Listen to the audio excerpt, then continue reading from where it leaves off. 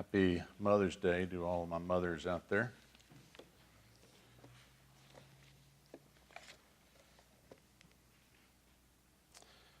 We are kind of continuing our series on Churchianity to Christianity. Churchianity is kind of a term that was coined at a seminar that I went to a while back, a few months ago, that talks about how the church has kind of replaced what we do in the church and what the church, the doctrine and the bylaws and all the things that we do in the church is slowly kind of transformed from Christianity, as opposed to we do what the church tells us to do, as opposed to being a body that does what Christ tells us to do. It's a whole lot harder to allow Christ to steer and direct us than it is for us to direct the congregation or direct a church. And so we're talking a little bit about some of the things that we do as a church that needs to bring Christ back into and to breathe life into things that we do. And I'm kind of talking a little bit from the book of Romans that Paul wrote. It is his final letter, and it's a difficult read. If you just sit down and read Romans, you probably do more head scratching than you do. That's interesting thoughts. He's kind of rambles quite a bit in a lot of this. And it's kind of a difficult read, and so I'm going to read just portions of the 15th chapter, 14 to 21. But in this particular section in Rome, Paul is telling the church of all this confidence that he has in them, in their ability to be ministers in Rome. And he speaks of the journey that he took with this group of people that saw them from those who had absolutely no awareness of who they were to all of a sudden becoming disciples of Jesus Christ who are doing actually great work to represent Christ in the land that they love. You see, the church in Rome was far more than an organization with members. They had really grown to the understanding that they are very disciples of Jesus who were sharing the message of Jesus in Rome consistently with their words, with their actions, with their behavior around others. And so, obviously, the accomplishment that Paul made with this particular church was his greatest joy. And he tells them this, that how wonderful it was that he was a part of them transforming from people who are nobody to God's people. And so now these people confidently represent Christ in Rome, which is really huge in the spreading of the gospel that had never been there before. So I'm going to read parts of the 15th chapter, verses 14 to 21. And Paul says these words, I myself feel confident about you, my brothers and my sisters, that you yourselves are full of goodness, you're filled with knowledge, you're able to instruct one another. In Christ, I have no reason but to boast of my work for God. For I will not venture to speak of anything except what Christ has accomplished through me to win the obedience from the Gentiles by word and deed. Thus, Paul says, I make it my ambition to proclaim the good news, not to where Christ has already been named, so that I do not build on someone else's foundation. I want us to be thinking about a couple of folks. Wayne Davies is in the hospital. He's had a bad couple of days, actually. So, and also Pat Simons is still uncertain as to what's going on with her. So she's feeling a little bit better, but needs to still continue to think about those two folks, if you will. I considered going into ministry after my junior year in high school. And the key word there is considered. That was always a key word for me. I was never going to say that I will do something given my past and my history, and certainly wasn't going to say I was going to go into ministry understanding that task that I was considering doing. My commitment into ministry really didn't take place until about 13 years later. Now, if you're good at math, I know there's 3 types of people in this room, right? 3 types of people. There's those who do math very well and those that don't.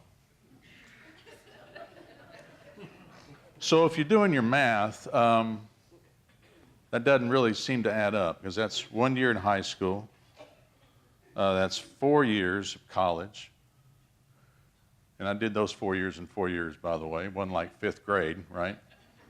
So it's 1 year in high school, 4 years of college, 3.5 in seminary, and that leaves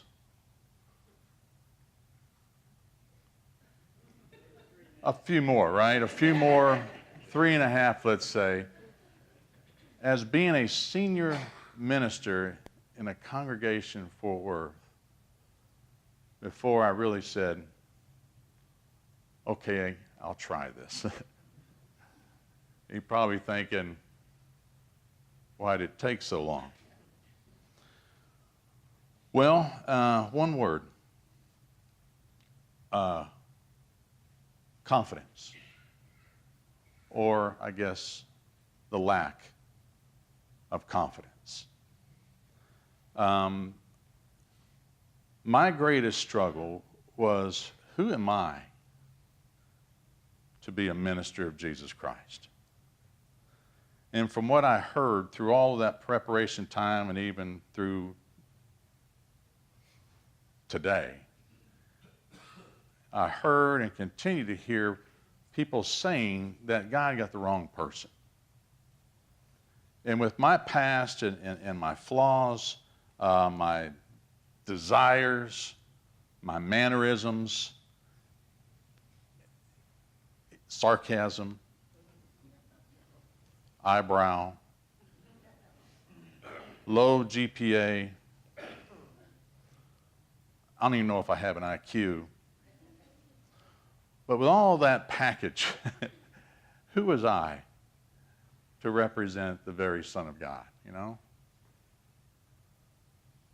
Who was I to stand up among the people and talk about a faith that I struggle to live consistently with my life? Who am I to stand on holy ground, you know, when my thoughts and actions and temptations are anything but holy? You know what I'm saying? Not qualified. Still don't think that. Certainly not worthy. I'm not cut out of the same cloth as my mentors, that's for sure. And so for the first 13 years of this journey toward ministry, I just always seemed to keep that back door open, just in case things didn't work out, or I suddenly discovered that I wasn't the person that I thought I was, or even more important, that the people in the pews figured out something that I should have figured out a long time ago, and I could run out the back door before being thrown over a cliff. Confidence, or lack thereof. And I've learned that being confident in our own abilities has everything to do with being competent in what we are called not to do, but to be. It's important. So I want you to think about that. Where do you feel the most competent? I think most people would say, and as I've heard from time to time, that we feel most confident with our jobs. The things that we have done throughout our entire lives, 15, 20, 30, 35, 40 years. We feel competent in our jobs because our competence is always rewarded with money, promotions, advancements, recognitions, right? Trophies. And so we tend to immerse ourselves in those things in which we feel most confident in ourselves, and we leave for other folks those things which we feel less confident. And so this leads us to a few faith questions I want you to think about today. How confident are you in your relationship with God? How confident are you?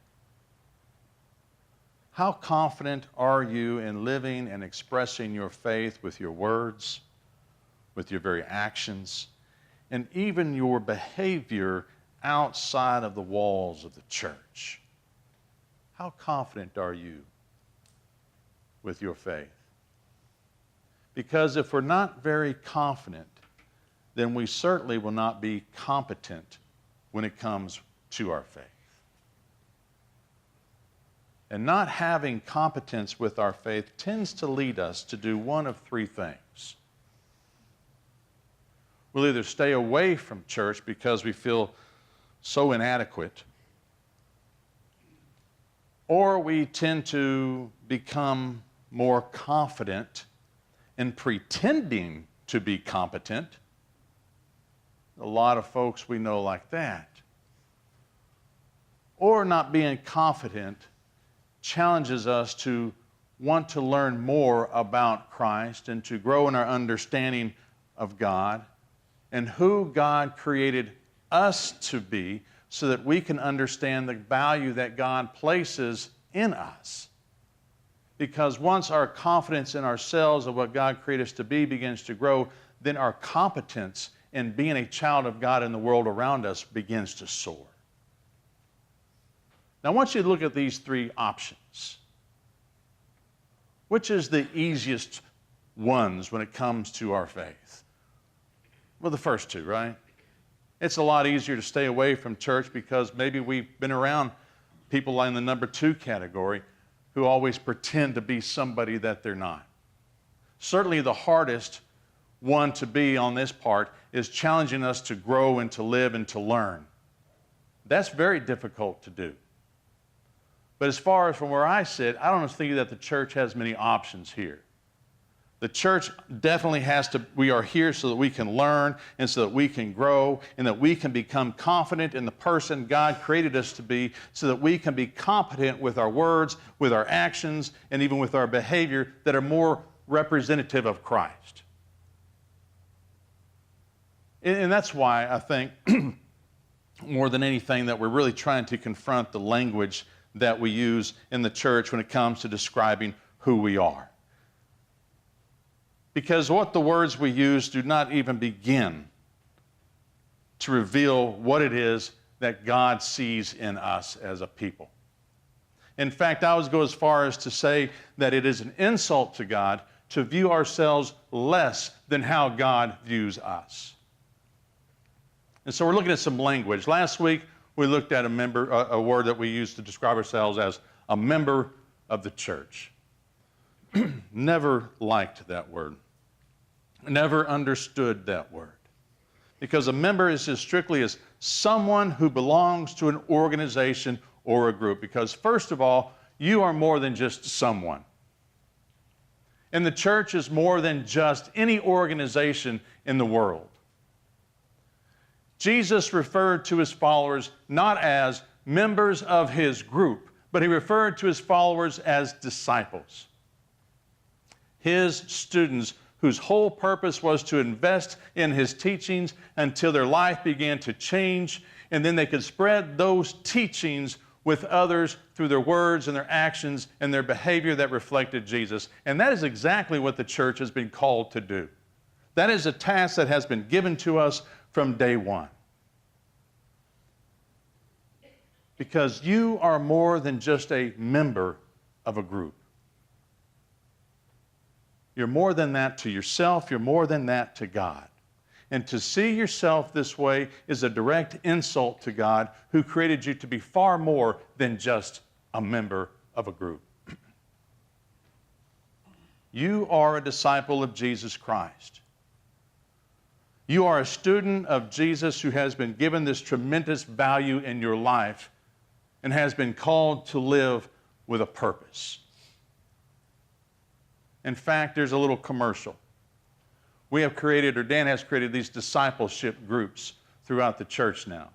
And these discipleship groups are created with a single purpose in mind: to teach us what it means to be a disciple of Jesus. You see Dan's name, you see the phone number. If you are wondering how it is that you can grow and develop your faith and gain confidence in your understanding of who God is in your life, you need to write down that name, you need to write down that phone number, or you need to talk to Dan today and no sooner, no later, to begin the process of learning what it means to be a disciple of Jesus so we can build up the confidence so that you can be competent. Today I want to address another word that I really wish we could dismiss from the church dictionary. And that is the word we hear a lot to describe what we do, and that's the word volunteer. Never liked that word either.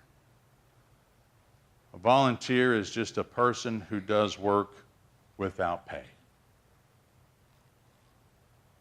Volunteering is noble. It is a selfless act. It's a gracious act. But you are more than just a person who does not get paid. I want to remind you that Jesus didn't get paid. I want you to remind you that Jesus' disciples did not get paid. So I'm not thinking maybe we should start changing who Jesus was. Maybe we should just say, Jesus, the ultimate volunteer, and his 12 non-paid workers. Does that sound great to you? Jesus, the ultimate volunteer, and his 12 unpaid workers. That's fine. I don't do this to get paid. Think about that. Do you think Jesus was more than just a volunteer? Volunteers are way too generic of a term. And from what I have learned over the years, that there's nothing generic about God. There's nothing generic about what Jesus did. There's nothing generic about the church or what we are called to do or expected to do in the world that is completely different.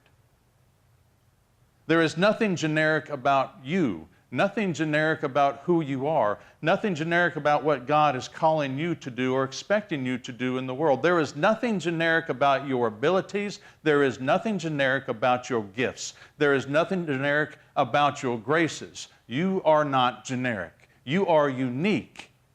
You are created with a specific purpose in mind that no one else on this planet can do the way that you can do it. No one.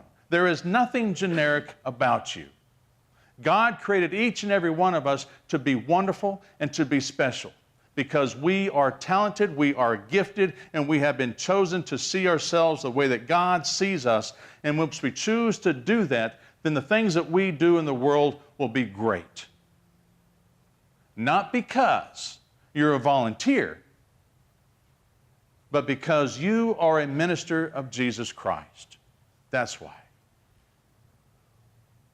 For Christ has revealed to you God's mercy and love and goodness, so that you can share that with everything that you say and every single thing that you do, regardless of whether or not you get paid. It simply doesn't matter.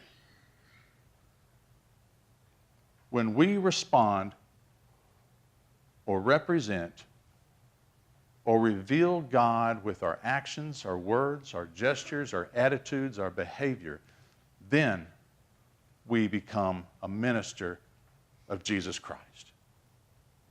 Pay has nothing to do with it. Education has nothing to do with it.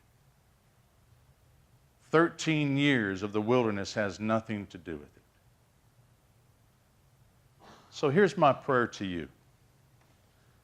Because my prayer to you is the same prayer that I have for everybody outside this congregation and the world around us. And my prayer for you is this, is that you choose to grow in your understanding of how much God chooses to value you.